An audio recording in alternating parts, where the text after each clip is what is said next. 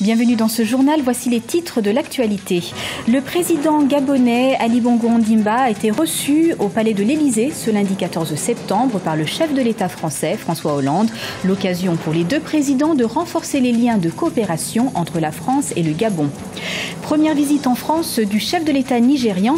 Le président Muhammadu Buhari a lui aussi été reçu ce lundi 14 septembre par son homologue français.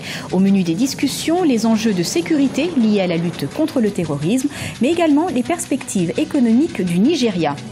Et nous irons du côté du complexe sportif de Kintele en fin d'édition pour le compte-rendu de la finale du tournoi de volley-ball féminin des 11e Jeux africains de Brazzaville au Congo. Mais avant de développer ces titres, en République démocratique du Congo, les parlementaires ont fait leur rentrée ce mardi 15 septembre. Et les enjeux de cette rentrée parlementaire sont de taille, puisque les élus doivent examiner le budget du gouvernement pour 2016, mais également l'organisation des élections et les retards pris ces derniers mois. Le président gabonais Ali Bongo Ondimba a été reçu ce lundi 14 septembre par son homologue français François Hollande. L'occasion pour les deux chefs d'État d'évoquer plusieurs questions, notamment l'interpellation de Meksan Akrombessi, le directeur de cabinet du président gabonais, interpellé le 3 août à l'aéroport de Roissy, en région parisienne. Les précisions de Lizelsi Akizimana. Le président gabonais s'exprime sur l'arrestation de son directeur du cabinet à Paris, en France. Ali Bongo Ondimba a fait une déclaration après un entretien avec son homologue français François Hollande, qu'il a reçu ce lundi 14 septembre 2015. L'occasion de revenir sur l'interpellation de Meksan Akrombessi le 3 août 2015 à Paris, en France, par la justice française. On a attendu le dernier jour, au moment où il prenait l'avion, pour venir l'interpeller d'une manière particulière et qui relevait simplement de la politique spectacle. Et donc par là, nous disons que le Gabon, on a voulu humilier le Gabon par la manière dont cette interpellation a été conduite. Maintenant, sur le dossier lui-même, je n'ai pas grand-chose à dire, simplement que nous sommes confiants. Les autorités françaises soupçonnaient le directeur du cabinet du président gabonais d'avoir perçu illégalement de l'argent de la société Marc, une entreprise spécialisée dans la fabrication d'uniformes militaires. Dans sa déclaration à l'Élysée, le président Ali Bongo est également revenu sur sa priorité concernant la jeunesse gabonaise, en améliorant la qualité des études et des conditions des étudiants. Depuis qu'il est au pouvoir, le nombre des boursiers est passé de 10 000 à 30 000, une performance qu'il compte renforcer. Ce que je veux faire, c'est seulement accélérer la possibilité pour les étudiants gabonais non seulement d'étudier dans leur pays, dans de meilleures conditions, et avoir de bons programmes en adéquation avec le secteur privé, parce qu'à la fin de la journée, qu'est-ce que l'on veut? On veut une jeunesse qui puisse demain avoir du job, avoir du travail. Et donc voilà pourquoi aussi nous travaillons avec le secteur privé pour qu'il y ait une meilleure adéquation entre la formation et l'emploi. Cette visite du président Ali Bongo Ondimba en France s'inscrit également dans le cadre de la préparation de la COP21, le sommet mondial sur le climat qui se tiendra à Paris du 30 novembre au 11 décembre 2015. La lutte contre le terrorisme, notamment contre Boko Haram, est à l'ordre du jour des entretiens entre les présidents français et nigérians dans la capitale française. Le président Muhammadu Buhari a été reçu à l'Élysée ce lundi 14 septembre et s'est exprimé au cours d'une conférence de presse conjointe avec le président François Hollande. Outre le fléau terroriste, le président Muhammadu Buhari a souligné les difficultés économiques de son pays, un sujet de Fanny Munichi. La lutte contre le terrorisme n'est pas le seul défi du Nigeria. C'est ce qu'a tenu à rappeler le président Muhammadu Buhari, reçu ce lundi 14 septembre au palais de l'Élysée par son homologue français François Hollande. Le chef de l'État nigérian s'est dit préoccupé par le chômage des jeunes, dont il estime que l'une des solutions se trouve dans le développement de l'agriculture.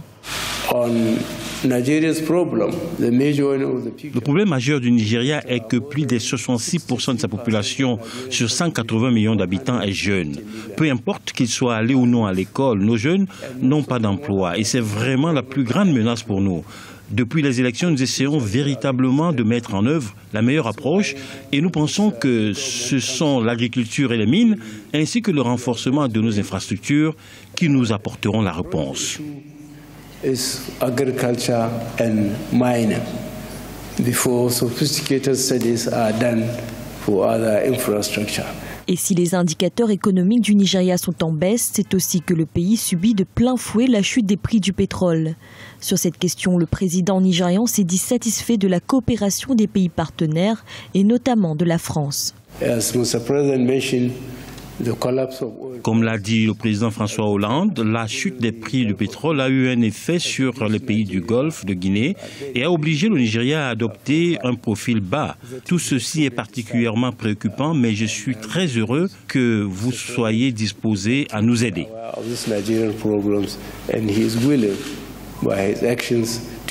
À noter qu'un forum d'affaires France-Nigeria a lieu ce mardi 15 septembre à Paris. La première économie africaine est aussi le premier partenaire commercial africain de la France. Et au Mali, la traque aux cellules terroristes, notamment au sud du pays, se poursuit. Ce mardi, 3 terroristes présumés ont été interpellés par les services de renseignement et de sécurité maliens. Des arrestations qui interviennent une semaine après le démantèlement d'une filière terroriste près de la frontière avec la Côte d'Ivoire. Et puis direction le complexe sportif de Kintélé au Congo actuellement, où se tiennent les 11e Jeux africains. Et ce retour en fait sur la finale de la compétition de volley-ball dans la catégorie féminine. Un reportage d'Olive Adjakotan. Le Kenya vainqueur du tournoi féminin de volley-ball du 50e des Jeux africains. Les Kenyans ont battu les Camerounaises par 3-7 à 1 lors de la finale disputée ce 14 septembre 2015 au gymnase Massamba Deba à Brazzaville. Le premier set a tourné à l'avantage du Cameroun 25 à 15. Mais les Kenyans vont remporter les 3 sets suivants 25-14, 25-15 et 25 à 19. Un titre acquis grâce à la détermination des Kenyans. C'est vraiment incroyable ce que nous venons de réaliser. Je meurs de joie. On savait que cette partie allait être très serrée et nous sommes heureuses d'avoir pu réaliser cet exploit avec notre génération de joueuses qui est inexpérimentée.